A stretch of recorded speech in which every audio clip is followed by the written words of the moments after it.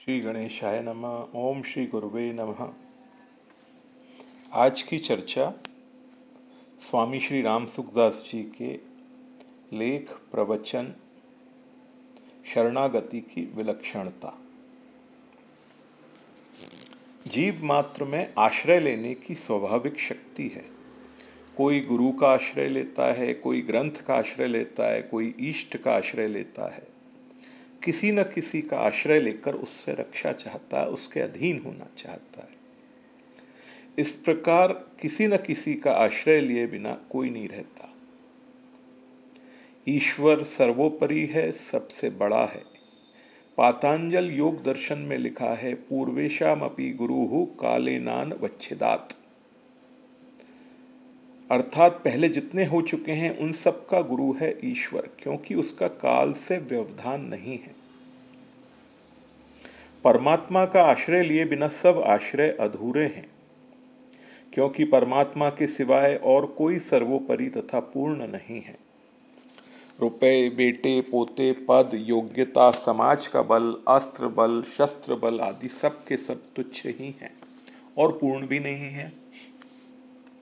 अगर एक परमात्मा का आश्रय ले तो फिर किसी का आश्रय नहीं लेना पड़ेगा। जो भगवान के चरणों का आश्रय ले लेता है उसको फिर दूसरे आश्रय की जरूरत ही नहीं रहती। सुग्रीव ने भगवान श्री राम का आश्रय लिया तो भगवान ने कह दिया, सखा सोच त्यागहूं बल मोरे, सब विधि घटब काज में तोरे। लोक परलोक का सब तरह का काम सिवा ईश्वर के कोई कर ही नहीं सकता। ऐसे सर्वोपरि ईश्वर को छोड़कर जो दूसरी तुच्छ चीजों का सहारा लेता है, दूसरी तुच्छ चीजों को लेकर अपने में बड़प्पन का अनुभव करता है, वह ईश्वर को न मानने वाला है एक तरह से। स्वामी जी आगे कहते हैं,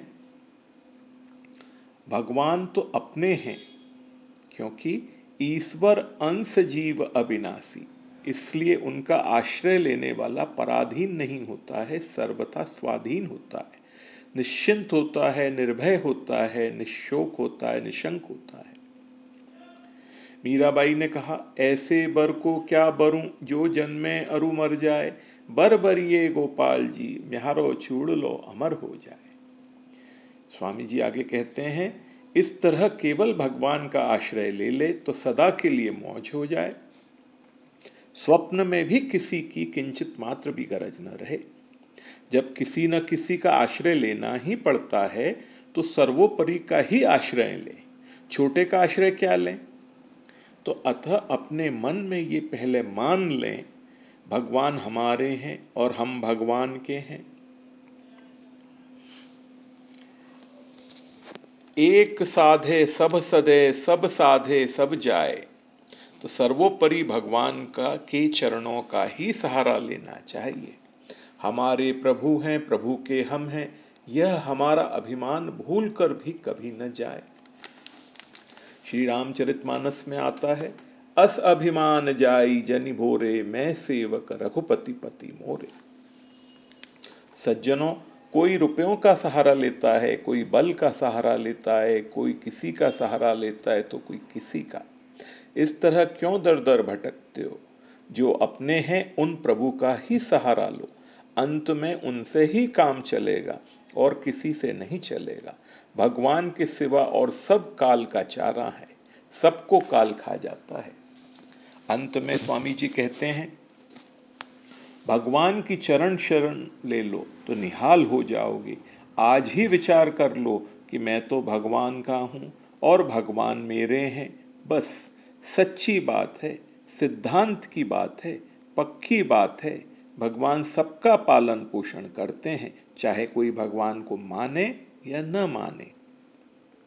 उनके चरणों का आश्रय लेने से तो मौज ही मौज हो जाती है, आनंद ही आनंद हो जाता है।